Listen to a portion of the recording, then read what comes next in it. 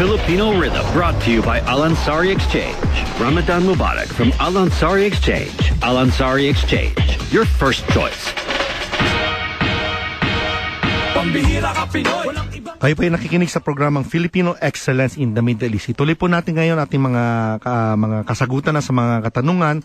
Ito mga text messages, mukhang maraming fans si Glee. May dalawang text message dito. First text message is, I do agree with Glee. Please respect the Islam for us also to be respected as Christian. God bless RBD SNS. Parang, I think kapatid na Muslim to. Isa naman, dapat talaga natin respetuhin ang Ramadan, lalo pat nandito tayo sa Muslim country. Ate Glee, mabuhay ka. So, ate si Angie of Karama. Si Angie. Mabuhay ka rin, Angie. Marunong rumispeto to si Angie rin sa amo kasi. Glee, Thanks, so Angie. sabi mo, binigyan ka head to foot, tapos may ginto pa. So, ganong kabigat yung ginto? Kaya at ilang beses ka nakatanggap ng regalo every after Ramadan, meaning during the Eid, every year ba? Yearly ho, pagka Ramadan. Meron po yun. So for how many years mabigat na yung ginto na tanggap mo? Opo, pero depende po ilang carats po yun. Ilan carats nga ba? Kung sa Saudi yata, mas mataas yata ang karat doon, Mapula-pula pa ho. Bakit mo? Pula ba ang gold?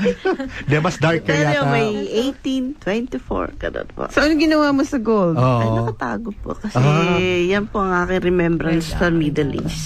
Glee, napapakinggan ka pati sa hanggang Benguet Province. Baka hingi yung ginto mo doon.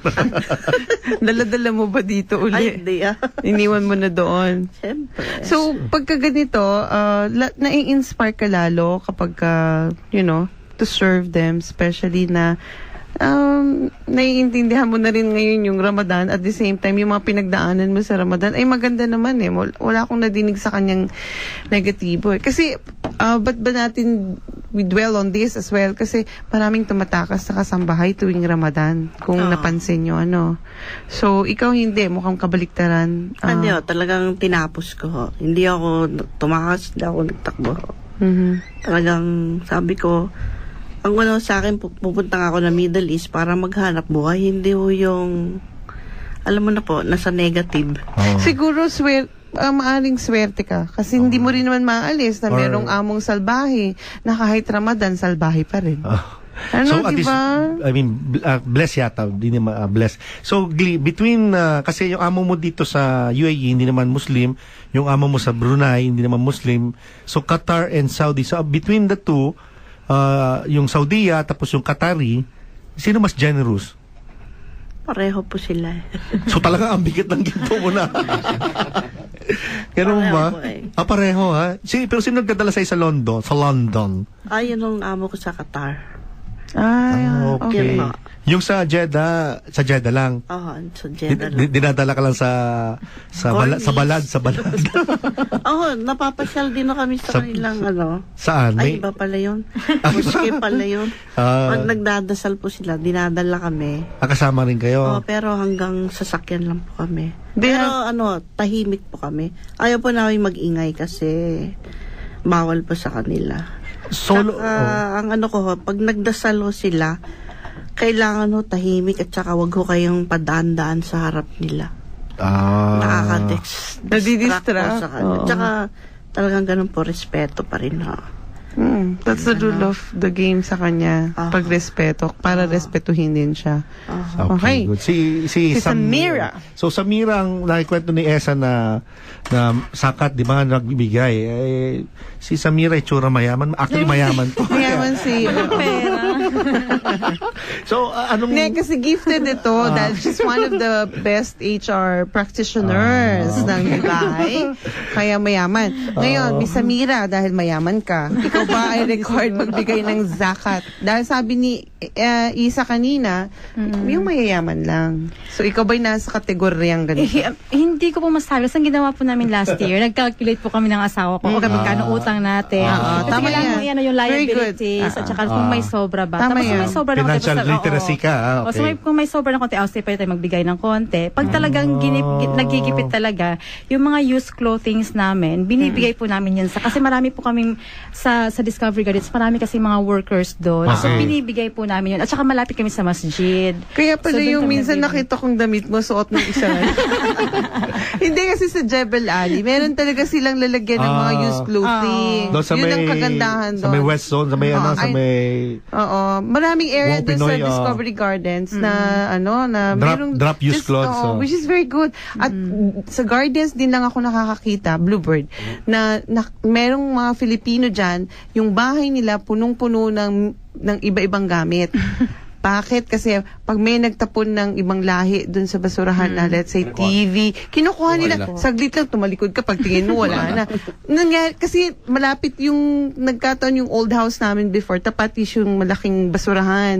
Hindi naman sa loob tinatapon Hindi to Discovery, sa gilid. Gardens Sa to. Gardens Sa to. Gardens, Talagang ang gaganda, yung mga kasangkapan, may washing machine, may bike. Saglit lang, tapos ang gaganda talaga. Tapos, and then I found out na yung Filipino na isang nakatira doon, nung minsan nagbisita ka, kinuwento niya, ang bahay na to ay galing lang sa basurahan. Ganon. Totoo yun. Pero if naiba balik tayo sa dahat. Okay.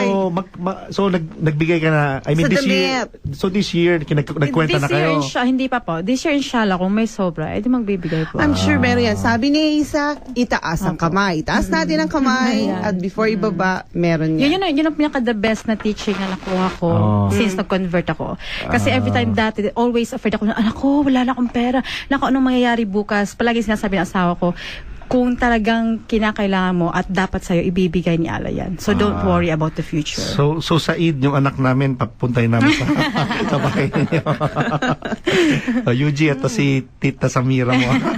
Ito Tito Ronald mo, yung asawa. So kinakailangan pa rin talaga pag-aralan kung kakayanin ng ng financial ninyo State mo, before you can give. Yung previous Sige, Esa. Ano previous bang, na- dito? yung previous na work ko there's Daralberry, meron talagang in Daralberry. charge na ang tao mag-calculate Para by sa iyo. goodwill kung ilan ang ano mo yung Magdi-declare. income mo, and i-declare mo. Parang statement of assets and liabilities, SAL. Yes, so- parang gobyerno, So di ba, sa it Pilipinas. doesn't matter whether you have given, let's say, 100 dirhams or 1,000 dirhams, as long as you give, that's Yeah. counted. Ito yung pinakamainam na gawa to the extent na sasabi ng last na prophet, at the same time sinabi na sa Kristo na ang kanang kamay magbigay, ang kaliwang kamay hindi Huwag mo niya. ipaalam. Oo Yeah. naman. Ito yung Kasi- pinaka-importante. Correct. Napakahirap naman yung parang nagbigay ka, tas the world knows. Yeah, it's true. Parang, May text dito kay kapatid na Esa, no? Assalamualaikum. Sorry, Assalamualaikum. Brother Isa, right now I'm on my fasting. Brother Isa, pero paminsan nauunahan ako ng hiya.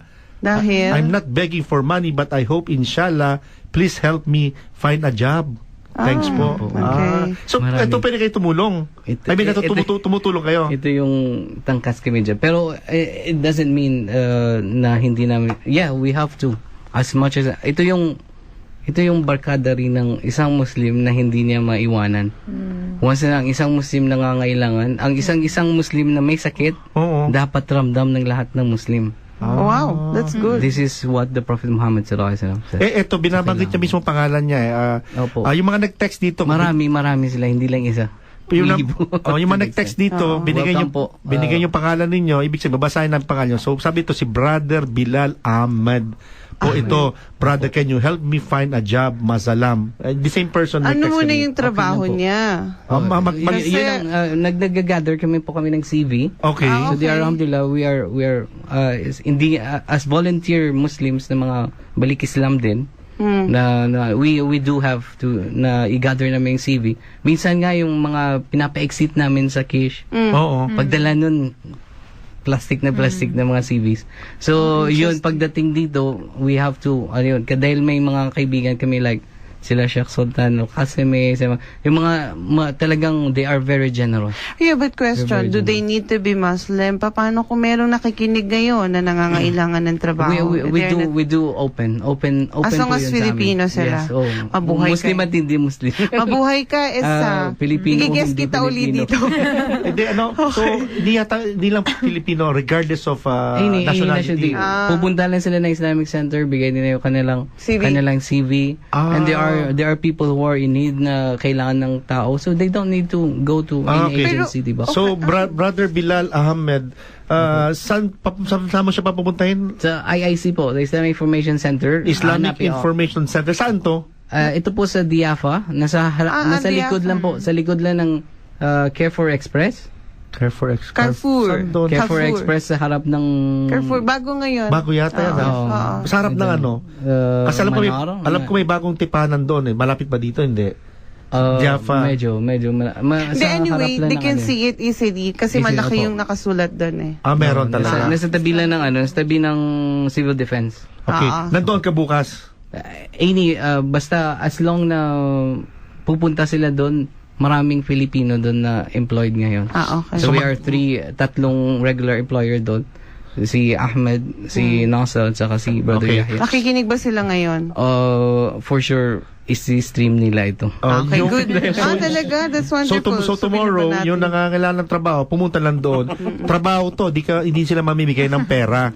Hindi po. As minsan yun nga, may naghahanap. Baka perang hingin nila bukas. So, basta trabaho lang, magbigay lang sila ng CV nila. To at least makuna namin kanilang details. At minsan may dumadating sa amin na kailangan namin ng ganito, ganun. So at least meron kaming ibibigay. Yung sa CV kasi, advice mo lang kasi may sinulat ka sa Kabayan Weekly about to make the CV. Yung mga kababayan natin nakikinig ngayon, pag gumawa kayo ng CV, lagay ka agad ninyo sa taas sa kayo expert at anong pwede nyo maibigay sa kumpanya para diretsuhan na, kasi kung 10 pages baka nandoon sa 10th page, hindi na babasahin. Sa una pa lang sabihin na ninyo anong expertise ninyo at anong pwede nyo gawin para alam na kagad kung sa kayo ilalagay. Okay, total may nakikinig sa'yo na binati mo yung pangalan. Meron ding nag-SMS dito, si Christian Cruz, at kasama daw niya yung mga computer care boys. Okay, kanina Carrefour. Ito naman yung computer care. Christian, nakikinig sila.